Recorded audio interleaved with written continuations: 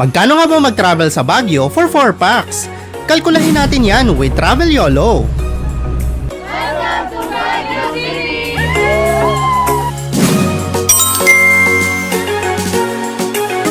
Hey guys! Welcome back to Travel YOLO, and for today's vlog ay gagala ulit tayo sa Baguio City and Northern Blossom. And this time ay kasama ko ang aking mga loved ones from Iloilo. So ang magiging computation natin ngayon ay for 4 packs. Nagsimula ang aming adventure sa PITX Parañaque, kung saan nagbook kami ng ticket sa booth number 6 papuntang Baguio City with Solid North.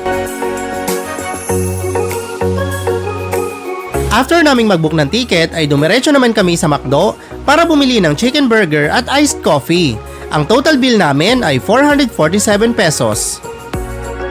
8:42 AM nang magboard kami sa sasakyan naming bus papunta sa Baguio. Nagbayad kami dito ng 850 pesos per head times 4 packs equals 3,400 pesos. Hindi ko nga pala ibabawas sa mga discounts namin sa ating calculator kung meron man para alam nyo ang regular rates.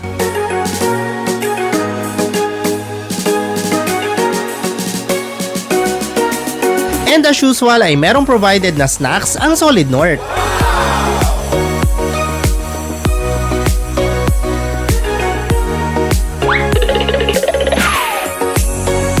Exactly 9 AM nang umalis kami sa PITX. On time nga pala guys umaalis ang bus, so make sure na on time din kayo magbo-board, lalo na sa mga nag-book online.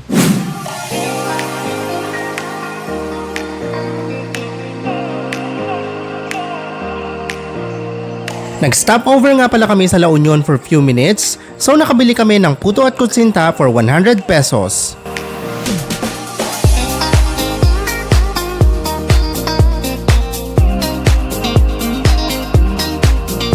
After 6-hour travel ay narating na namin ang Baguio City.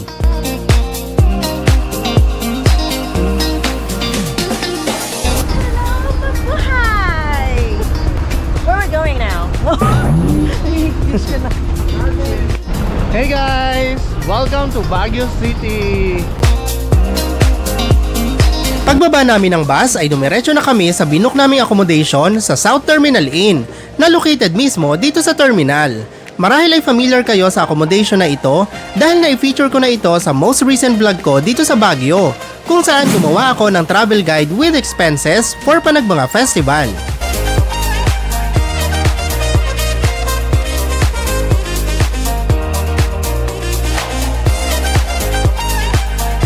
After naming mag-check-in ay dumiretso na kami sa aming rooms. Kumuha kami ng 2 room, good for 2 packs each. Maliit lang siya pero comfortable naman. Meron na ditong towel and soap, so need nyo na lang magdala ng shampoo and toothpaste. Ngayon naman na i-check natin ang CR. Meron sila ditong hot and cold shower, and of course, it's a plus kapag merong bidet. Ngayon naman na i-check natin ang kabilang room.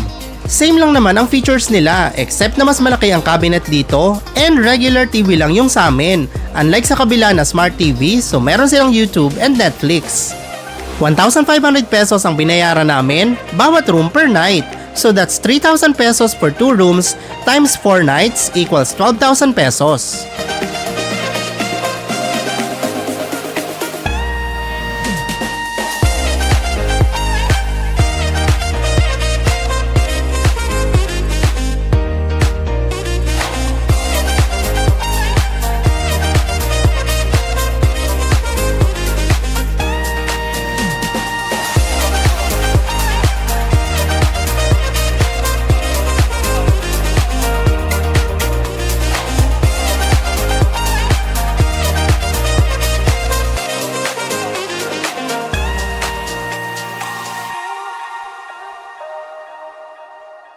After naming mag-ayos ng gamit at magpahinga ay nag-decide na kaming lumabas para maglibot. Walking distance ang aming accommodation sa Session Road, so ito ang aming first destination.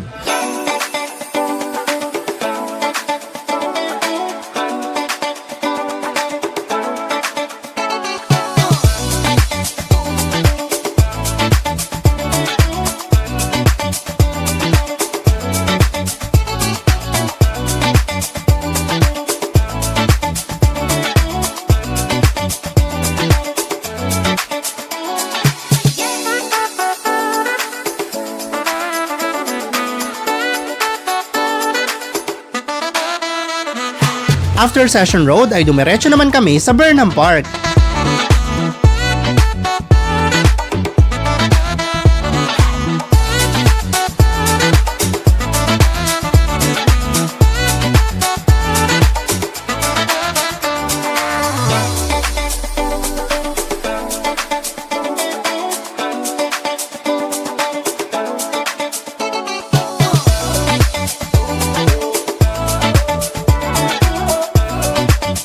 Maya-maya pa ay may nakita kaming nagbebenta ng taho. Yun nga lang ay ubos na ang strawberry flavor, kaya ubi flavor ang aming nabili.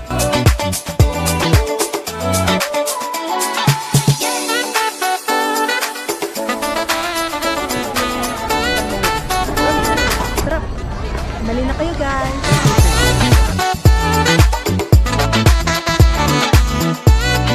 After naming mag-enjoy sa Burnham Park ay nag-decide na kaming mag-early dinner. Hindi pa kasi kami nagla-lunch and burger and puto lang ang kinain namin kanina sa biyahe. Nag-dinner kami sa karinderya sa tapat lang ng Burnham Park. Meron sila ditong affordable food na lutong bahay. By the way, na-feature ko na din ang karinderyang to sa isa sa mga vlog ko dito sa Baguio last year.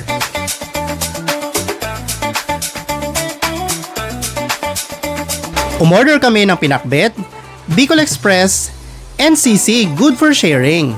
Umorder din kami ng 6 na rice. So ang total bill namin for our dinner ay 430 pesos.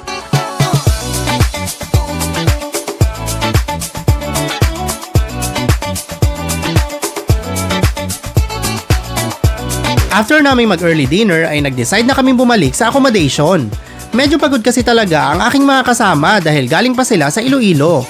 So maaga yung kanilang flight kanina going to Manila.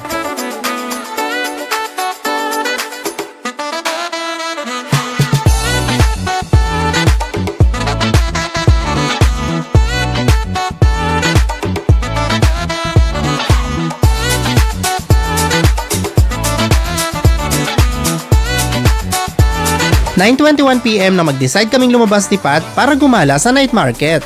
Habang si Nanay naman at Candy ay nag-decide ng matulog ng maaga.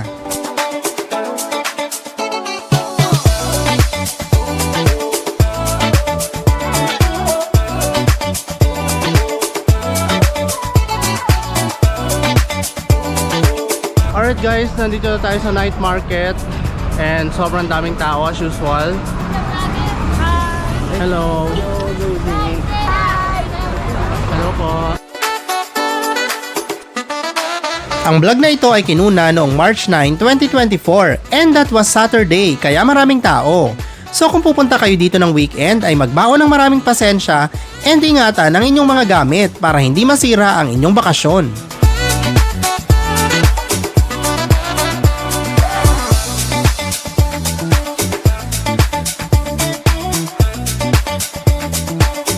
May nakita nga pala kami ditong new arrival na Uniqlo na H&M for only 199 pesos. Yun nga lang ay wala akong nakitang H&M or Uniqlo kahit isa nung nag-random check ako sa kanilang mga display. Hindi lang ata talaga ako magaling maghanap.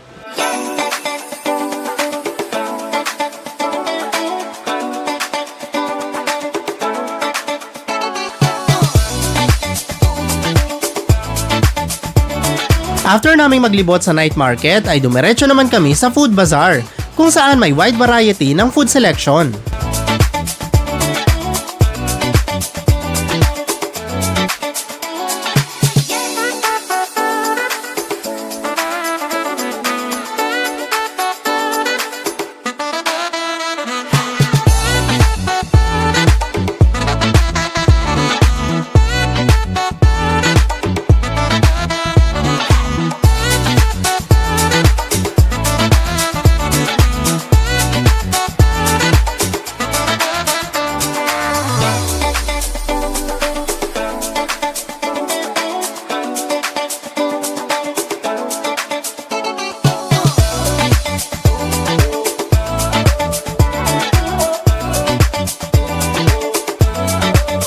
Nag-decide kaming kumain ng Korean and Japanese food. Bumili kami ng tempura, crab meat, and fish cake for 190 pesos.